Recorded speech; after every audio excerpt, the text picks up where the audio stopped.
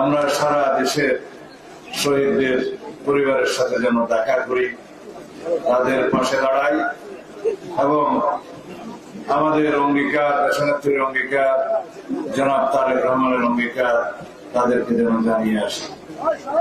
তারই অংশ হিসাবে আজকে শহীদ ইমন এবং শহীদ পলাশের পরিবারের সাথে আমরা দেখা করেছি।